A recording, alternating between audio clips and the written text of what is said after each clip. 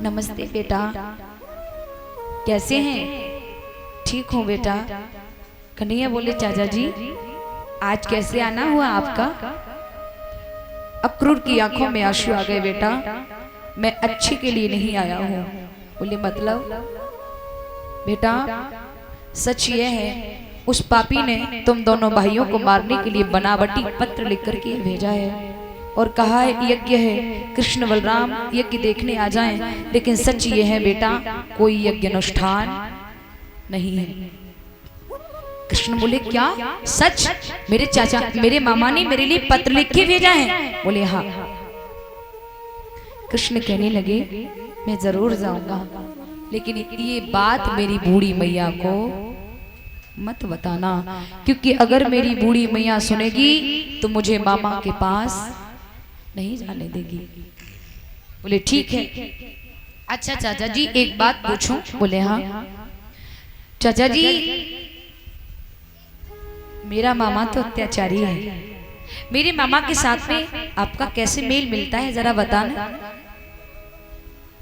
अक्रूर की आंखों में आंसू आ गए। बेटा जिस तरह से 32 दांतों के बीच में जिब्या रहती है ना, उसी तरह से कंस के शासन में मैं रहता हूं। सामने पीपल का वृक्ष खड़ा हो, कंस का ये पीपल का नहीं है ये बबूल का है, तो मुझे कहना पड़ता है जी हजूर ये बबूल का है। बेटा उसकी झूठी बातों पर जी हजूर करते करते मेरी जीभ में छाले पड़ गए। कन्हैया कन्हैया हंसने लगे। कोई बात नहीं चाचा जी। चाचा जी आपको एक बात मालूम है क्या? 32 दांतों में और जिब्या में आपका बेटा कृष्ण कौन है? अक्रूर बोले बेटा मेरा बेटा तो एक जिब्या हो सकता है जो 32 दांतों के बीच में कब्जे में रहती है। कृष्ण हंसकर के कहने लगे सच कहा चाचा जी, लेकिन शायद आप एक चीज भूल चुके हैं। बोले क्या? जिब्या 32 दांतों के बस में तो रहती है, लेकिन जिब्या में भी एक बहुत बड़ी ताकत होती है। जिब्या जो है वो किसी सामने वाले पुरुष को कटुक वचन बोलकर एक ही बार में 32 दांतों को बाहर निकलवा सकती है। ये जिब्या में भी ताकत होती है। आप जिब्या को छोटा नहीं समझना चाचा जी। अच्छा चाचा जी चलो माँ ने प्रसादी बना ली है, आप प्रसादी पालो। कन्हैया अक्रूर को लेके गए घर पे। मैया से जवाब दो मैया चाचा जी आए उन्हें भोजन कराओ ना। यशोदा प्रसादी पराने लगी, परसने लगी अक्रूर के लिए। तब तक कन्हैया महलन से बाहर निकल गए।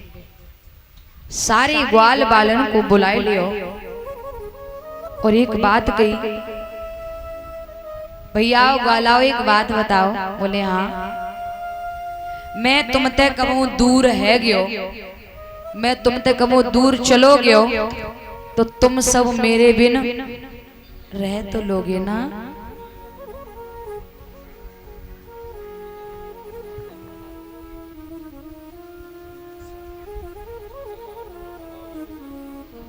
जैसे ये बात कही और भैया वहां तो भगवान सखाओं के साथ खेले, लीलाएं की, गाय चराई, सखियों के साथ लीलाएं की, सखियों को सत्य का ज्ञान कराया। लेकिन हम लोग यहाँ पर कथा सुन रहे हैं, जहाँ पर 7 दिन की या 9 दिन की आपके यहाँ कथा चल रही है, 9 दिन की। कितना अच्छा लग रहा है। और 9 दिन के बाद हमारी यहाँ से विदाई होगी, तो क्या आपको ये यहाँ देखते अच्छा लगेगा? आपको ऐसा लगेगा मानो पता नहीं मेरा क्या लुट गया है, क्या चला गया है।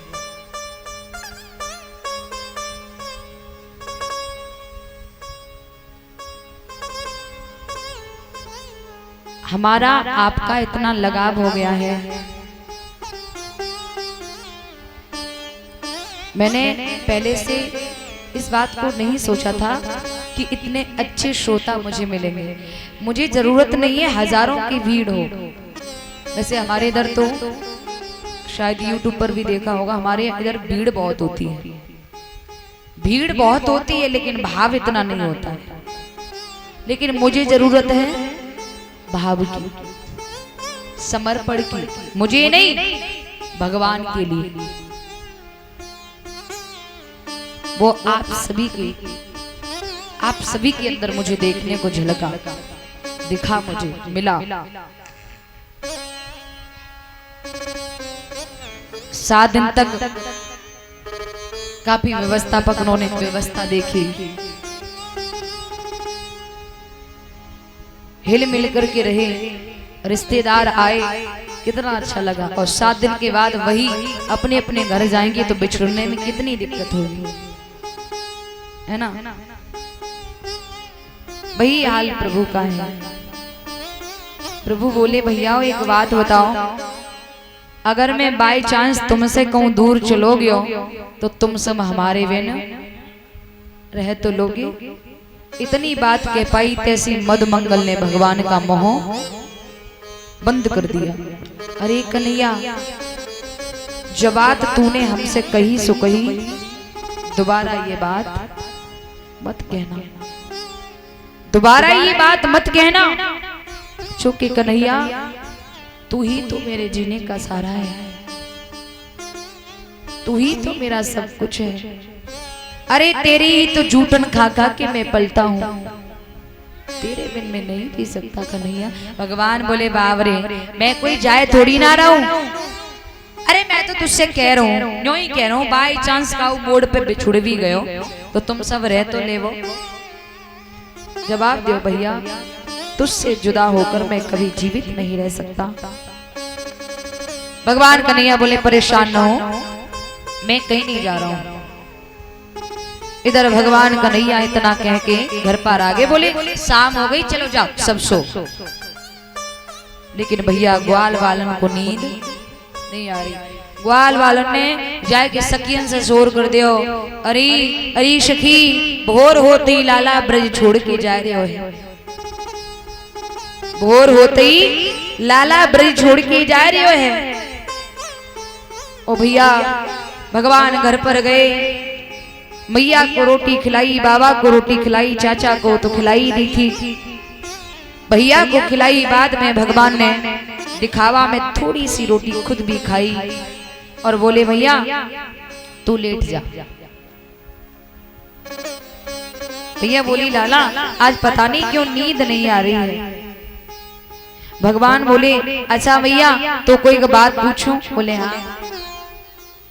बाई चांस मैं तोते कबो बिछुड़ गयो तो मैया तू जो लाला के फिर रह तो लेवेगी ना।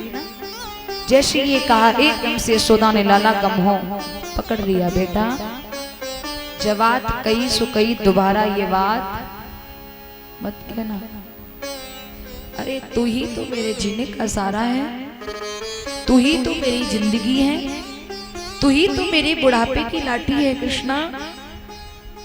अरे कन्हैया बोले बाबरी मैया रोक चौ रही है, मैं कहीं जाए ना रहूं, मैं तो यूं ही पूछ लो, चल सो जा। भैया को लिटायो। भैया आधी रात को समय भयो, इधर सभी ब्रजवालाओं को चैन नहीं पड़ो तो कन्हैया के दरवाजे पे आए कि आधी रात्रि के समय किवाड़ पकड़ के बैठ के रोने लगी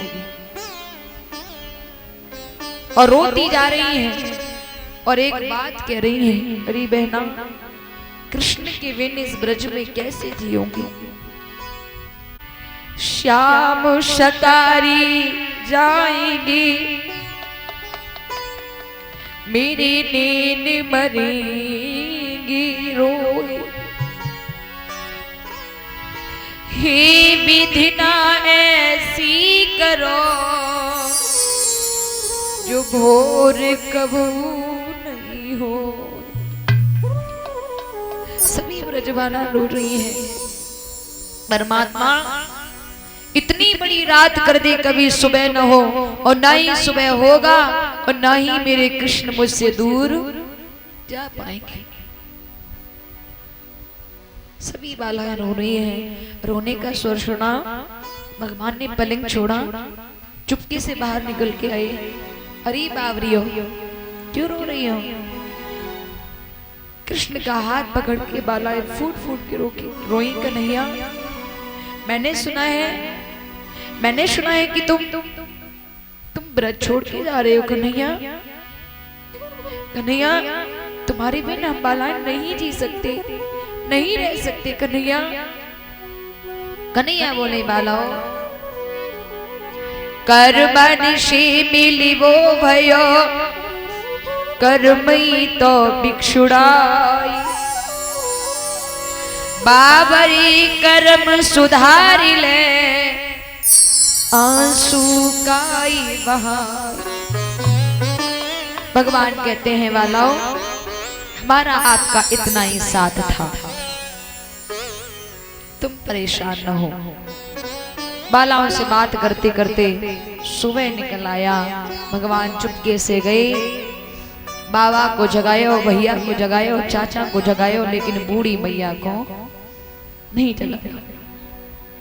चुपके से जाए कि रथ में सवार रह गए।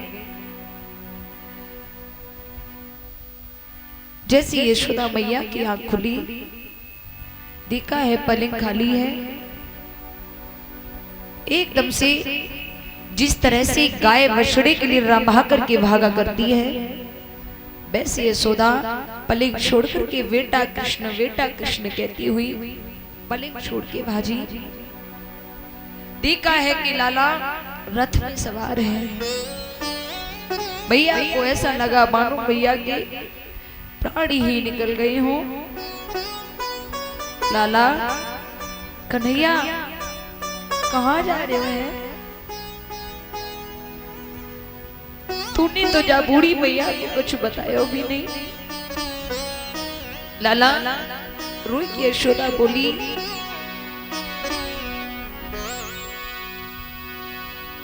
पीठी दिखाई जात लालिनी की, तैसे ही मुख दिखलइयो रे।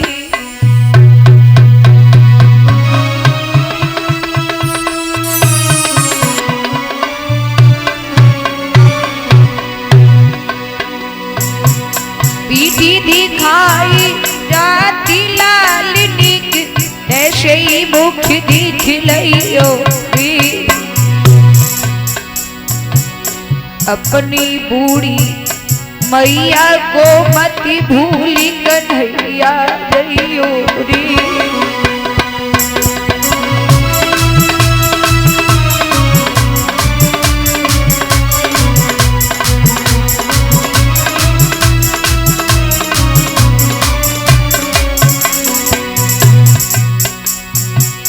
आवेगी जब याद कन्हैया का पर पता लगाऊंगी। तेरे बिना कृष्ण कन्हैया बिलख बिलख मर जाऊंगी।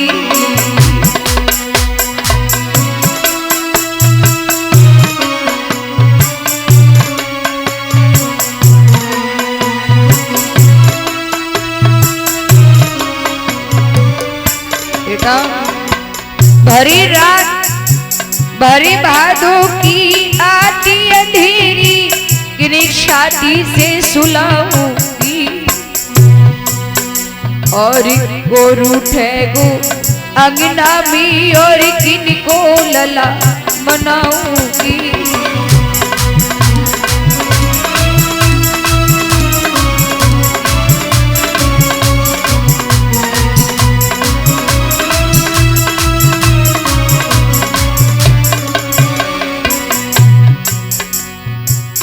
रोई रोई मैया कानाशी गई रही जी। रोई रोई मैया कानाशी गई रही जी। ए जी वो तो नींदन मैया, वो तो नींदन नीरव हारी। रोई रोई मैया कानाशी कही रही।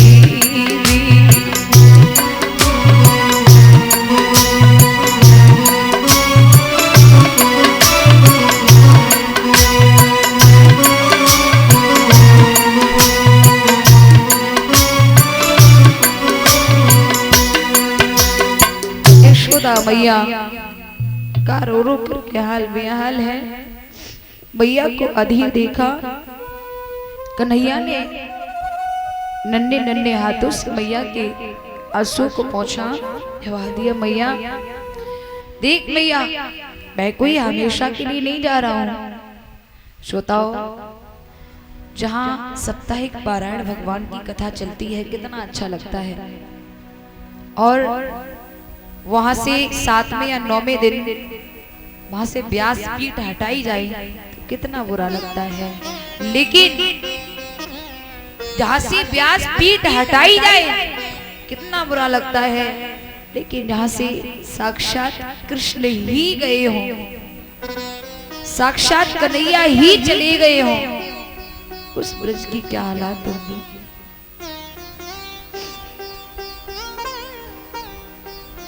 यशोदा मैया बोली लाला मुख बातन में ना बहलिए। लाला आज मुझको वो पुरानी बातें याद आ रही हैं। कन्हैया बोली मैया कौन सी? जब तू लाला छोटो तो ना? बोले हाँ। तब गुरु गर्गाचार्य जी तेरा नाम कड़ करने आए थे, तो उन्होंने मुझे एक बात बताई थी कि अरे यशोदा तेरो लाला कन्हैया, जो लाला है ना कन्हैया, बोले हाँ, जो जब कुछ बड़ो होएगो तो जो बहुत बड़ो राजा बनेगो, लेकिन यशोदा जब जो राजा बन जाएगो ना तब तो से बहुत दूर चलो जाएगा, जब जो राजा बनेगो। यशोदा बोली बेटा हमें बहुत खुशी है, तू जा राजा बन जा, लेकिन कन्हैया जब राजा बन जाए ना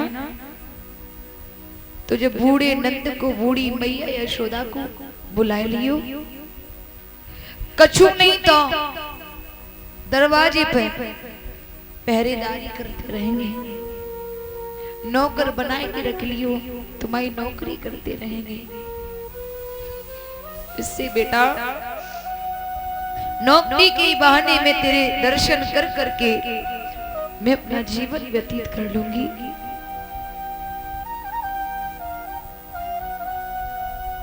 जब ये बात कही और यशोदा बोली बेटा एक बात मुझको और याद आ रही है। बोली कौन सी? बेटा गुरु गर्गाचार्य जी तेरा नामकरण करने आए तो उन्होंने एक बात और बताई थी। बोले क्या? ये बताया था कि यशोदा जाको तू अपो छोरा समझ रही है, वे तेरो छोरा ना है, जो छोरा तो देवकी को है। मोको तो न्यो लग रही है लाला आज तो को अपनी मैया देवकी की याद आ रही है ना, तासो जा नोगल मैया को छोड़ के जा रहे हो है। अरे तू तो देवकी नंदन है। एकदम से कन्हैया ने मोह पकड़ लिया, मैया जवात कही सो कही, जवात दोबारा मत कहना।